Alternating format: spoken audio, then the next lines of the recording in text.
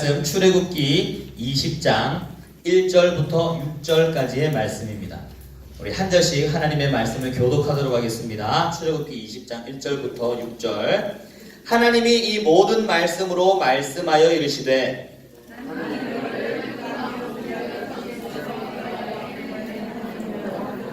너는 나 외에는 다른 신들을 내게 두지 말라. 너를 위하여 세계 우상을 만들지 말고 또 위로 하늘에 것이나 아래로 땅에 있는 것이나 땅 아래 물속에 있는 것을 어떤 형상도 만들지 말며 그것들에게 절하지 말며 그것들을 섬기지 말라. 나 내 하나님 여호와는 질투하는 하나님인즉 나를 미워하는 자의 죄를 갚되 아버지로부터 아들에게로 3, 4대까지 이르게 하거니와 나를 사랑하고 내 계명을 지키는 자에게는 1000대까지 은혜를 베푸느니라. 아멘. 오늘은요 10계명 말씀 중에서 우리 1, 2계명을 함께 살펴보도록 하겠습니다. 우리 친구들 법 알죠? 법. 모든 나라에는 법이 있잖아요. 그런데 이 법조문을 보면은 이 몇 조, 몇 탕 이런 게 있잖아요. 이게 있는데요. 이게 어떤 순서로 기록됐을까요? 맞아요. 중요한 순서예요. 뒤에 모든 것을 다 순서를 매기기는 어렵지만 가장 중요하다 생각하는 것을 제일 앞에 놓는 거예요. 마찬가지로 하나님께서 하나님을 믿는 하나님 나라 백성들에게 법을 주셨어. 율법을 주셨는데 그 법을 그 모세라는 그 이스라엘의 지도자를 통해서 줬어요. 그 두 돌판에다가 하나님께서 10가지의 계명을 주셨어. 이거를 뭐라고 하는지 알아요? 맞아요. 10계명이라고 합니다. 따라합시다. 10계명. 10계명. 10가지라는 뜻이야. 하나님께서 사람들에게, 하나님 백성들에게 지키라고 10가지 계명을 주셨어요. 1계명부터 10계명까지 전부 다 중요한 말씀이야, 사실. 다 너무나 중요한 말씀인데, 하나님도 법조문을 딱 주실 때, 법을 주실 때 가장 중요하다고 여기시는 것을 제일 앞에다가 두신 거예요. 그게 바로 1계명이야. 그리고 오늘 살펴볼 2계명. 1, 2계명은 우리 신앙생활, 모든 신앙생활에 가장 기초가 된다고 볼 수 있어요. 우리 친구들이 1, 2계명을 잘 지키면 나머지 계명도 잘 지킬 수 있어. 그래서 오늘 1, 2계명을 살펴보면서 특별히 이제 명절이 다가오는데 우리가 어떻게 신앙생활을 해야 되는지, 어떻게 살아가야 되는지를 함께 살펴봤으면 좋겠어요. 우리 친구들 1계명이 나와 있는 우리 3절 말씀을 함께 읽어보겠습니다. 시작! 너는 나 외에는 다른 신들을 내게 두지 말라. 너는 나 외에는 다른 신들을 너에게 두지 말라. 다른 말로 하면 신은 나밖에 없다는 것을 인정해야 돼. 그 말씀이에요. 하나님께서 제일 중요하게 생각하는 첫 번째 계명이 바로 이 계명입니다. 예수님을 믿는다는 것은요, 하나님을 믿는다는 것은요, 하나님도 신이고, 부처님도 신이고, 알라신도 신이고, 해신도 신이고, 달신도 신이고, 다 신인데, 그 중에 나는 하나님이라는 신을 믿어. 이게 아니에요. 하나님을 믿는다는 것은요, 이 온 세상에 신은 한 분밖에 없다는 것을 인정하는 거예요. 여러분, 이 온 세상에 신은 한 분밖에 없는 줄 믿으시기 바랍니다. 그래서 다른 친구들 전도하다 보면은 야 교회 나와 하면 이런 얘기를 하는 친구들이 있어요. 왜 꼭 교회 가야 돼? 나 절에 다니는데 절에 다니면 안 돼? 나 천주교 다니는데? 나 무슬림인데? 나 알라신 섬기는데? 나 조상신 섬기는데? 왜 기독교는 꼭 자기들만 꼭 예수님 믿어야만 천국 간다고 하지? 막 이렇게 얘기하는 사람들이 있어요. 그런데 기독교가 꼭 예수님 믿어야 천국 갈 수 있다고 얘기하는 이유가 있어. 왜 그러냐면요, 신이 하나님밖에 안 계시기 때문입니다. 참 신은 하나님밖에 없어요. 하나님 외에 다른 모든 것들은 사실 가짜입니다. 하나님께서 제일 싫어하는 게 뭐냐면 하나님을 믿는 백성들이 하나님을 신으로 섬기지 않고 다른 무엇을 신으로 여기는 걸 싫어하는 거야. 쉽게 말해서요, 예수님 믿는 사람은 하나님을 뭐라고 불러요? 아버지, 하나님 아버지 이렇게 고백하잖아요. 여러분이 집에 가서 여러분의 아버지한테 아버지 이렇게 부르죠? 아빠 이렇게 부르죠? 네. 아빠든 아버지든 똑같은 말이잖아. 이게 부르잖아요. 그럼 아빠가 뭐라 그래? 왜 날 아빠라 부르니? 그렇게 하세요? 그래 내 아들. 엄마라 부르잖아. 엄마, 아들. 옆집 아저씨한테 가가지고 아버지. 그러면 그 아저씨가 왜 이러노? 어머니, 왜 이래? 굉장히 당황하실 거야. 근데 그 사람들은 그냥 당황하겠지만 그 모습을 여러분의 아빠, 여러분의 엄마가 봤어. 의찬이가 최성숙 집사님한테 엄마 이래야 되는데 엄마 하고 옆에 가가지고 이주영 집사님한테 가서 엄마 그걸 옆에서 딱 보고 야가요. 한번 생각해 보세요. 여러분, 여러분의 부모님이 한 분이잖아요. 근데 다른 데 가서 아무 데나 가지고 엄마 아빠라고 부를 수 없잖아요. 물론 이제 결혼하면 시어머니 시아버지한테 어머니 아버지 하지. 근데 물론 좀 가까운 친구들끼리 가까운 그 어른들한테 어머니 친구 어머니한테 어머니 하지요. 그러나 이 아빠가 내 아빠가 아니라 당신이 진정한 내 아빠입니다 라고 어디 가서 얘기한다면 여러분의 부모님이 굉장히 섭섭하고 화가 날 거예요. 또 한 가지, 여기서 연애하는 친구들 한번 손들어보세요. 연애 괜찮아요? 솔직하게. 현정이는 우리 중등부에 공식적으로 유일입니다. 유일. 지난주까지는 두 커플이 있었는데 한 주 동안 한 커플이 깨어지고 네, 우리 파티를 해야 돼요. 이제 현정이 커플이 남았어요. 근데 굉장히 모험적으로 잘 하고 있어요. 맞지? 신앙생활도 열심히, 전도도 열심히 잘하고 있는데 현정이가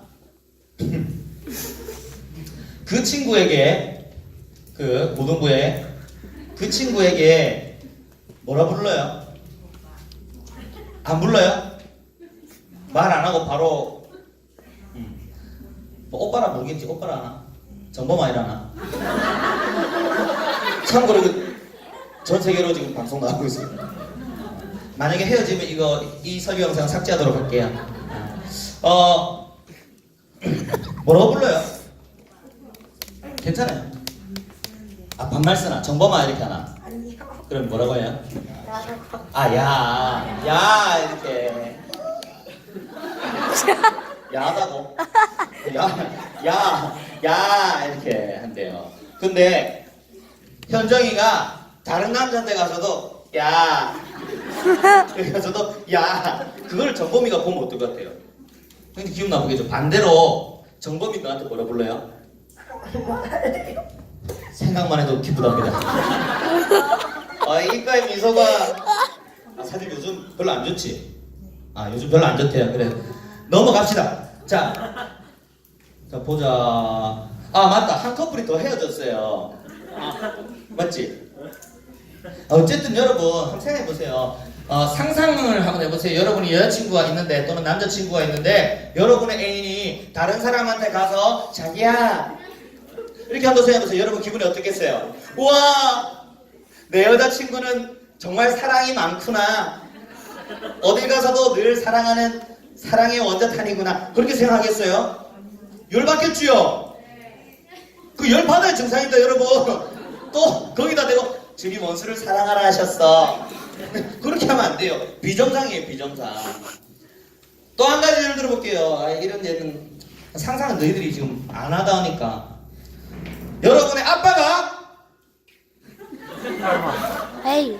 얘기하지 않을게요. 여러분 어쨌든 이 상황이 어떤 상황인지 알겠죠? 질투라는 감정은요 사랑하기 때문에 나오는 거예요.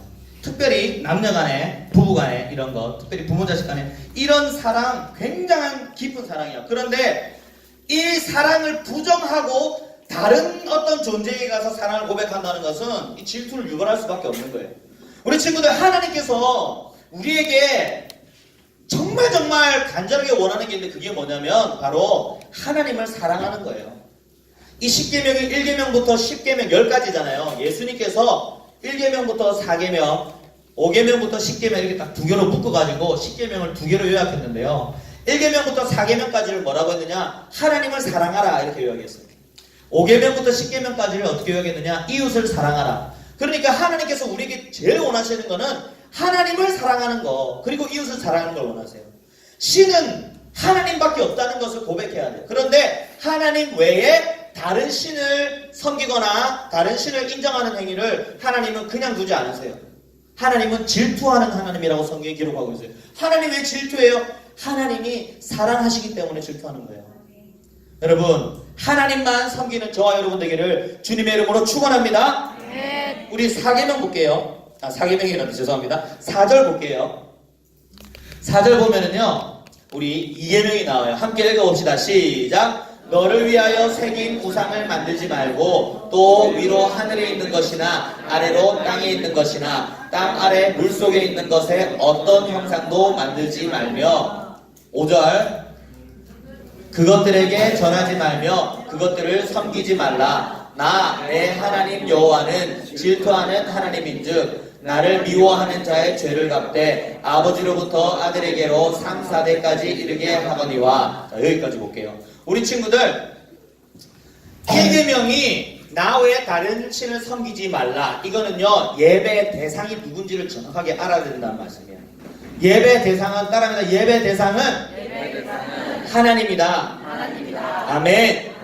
2계명은 뭐냐면요, 이 예배의 대상을 예배하는 방법이에요. 방법. 어떻게 예배해야 되냐면요, 다른 것들을 섬기면 안 된다는 거예요. 1계명, 2계명이 굉장히 밀접하게 연관되어 있어요. 하나님 외에 다른 신을 섬기면 안 된다는 게 1계명이고 2계명은 뭐냐면 하나님 외에 다른 우상을 섬기면 안 된다는 거야. 뿐만 아니라 어떤 형상도 만들어서는 안 되고 그것을 섬기거나 거기 앞에 절하면 안 된다는 거야. 그게 바로 두 번째 계명입니다.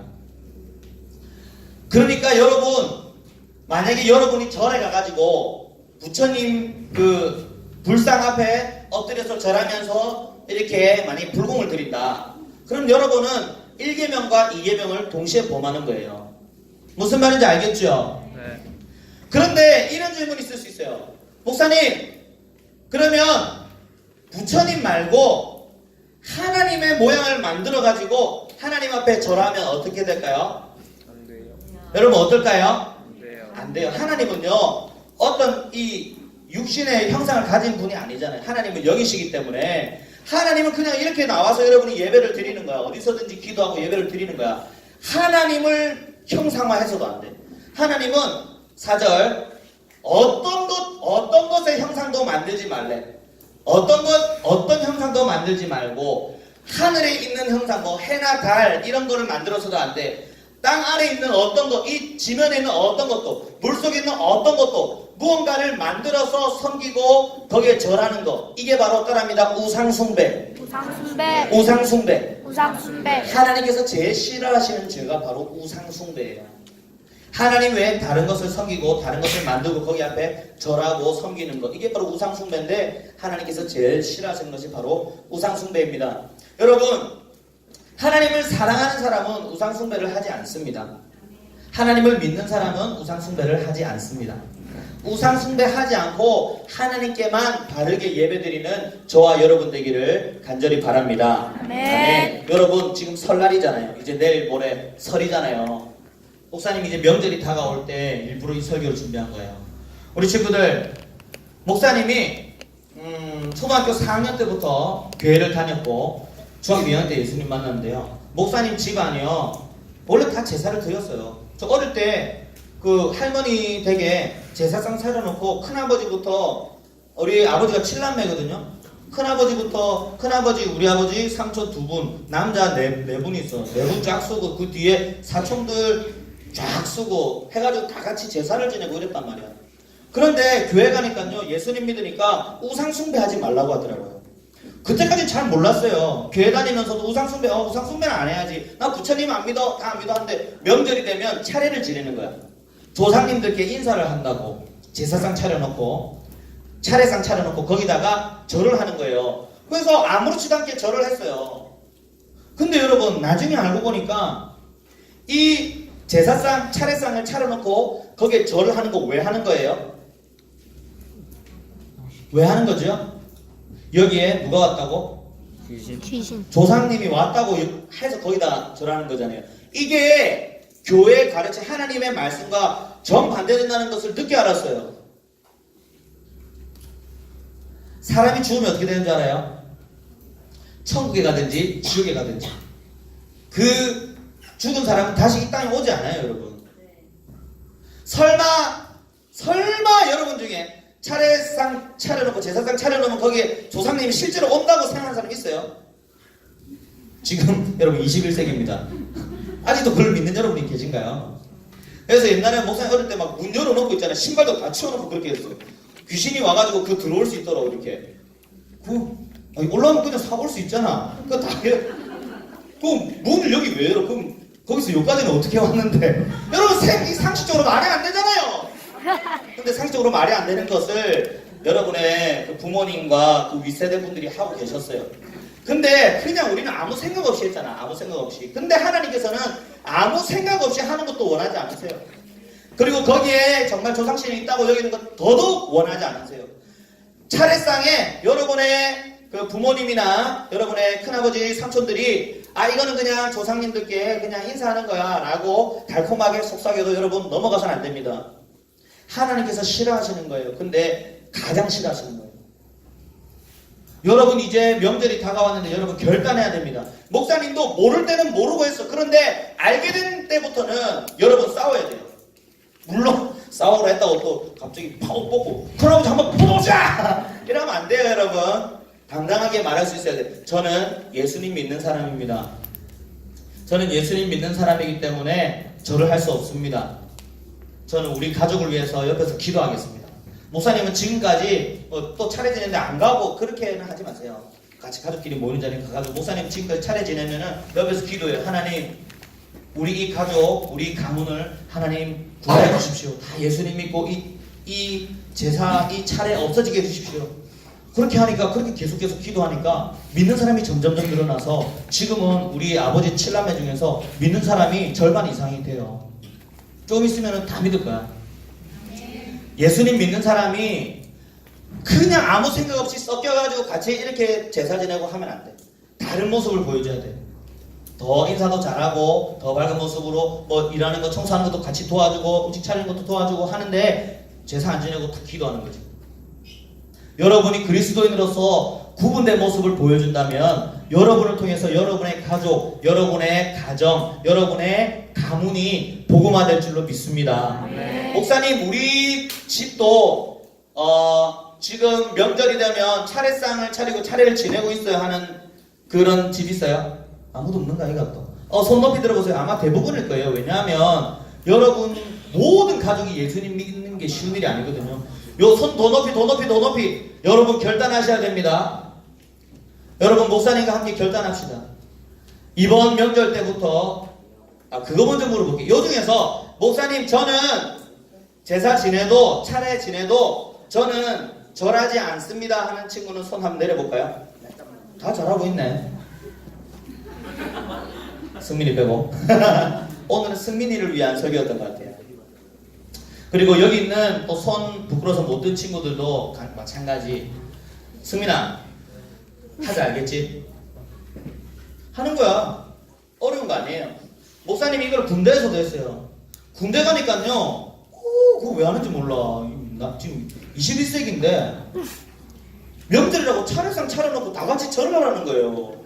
저 못합니다 그랬죠. 그때 엄청 후달렸는데 계급이 그때 이병인가요? 이병대가 그랬는데 안 했어요. 근데 그 무서운 군대에서도 뭘 안 하더라고요. 자기가 자기 종교 가지고 절 안 나온다는데 그거 뭘 안 합니다. 알겠죠? 만약에 뭐라 한다, 복입니다. 예수님 믿는 그 신앙 때문에 여러분이 욕먹고 핍박당할 수 있다면 복입니다. 다음에 저를 초대해주세요. 저 그 집에 가서 같이 욕먹게. 그 욕먹는 거 복이에요. 그러면서 욕먹고 와가지고 목사님 저 신앙 지키다가 욕먹고 왔습니다. 와 승민아 잘했다 이러면서 하나님 축복도 해주고 말이야. 그게 막 간증이고 그게 하나님께 영광 올려드리는 길입니다.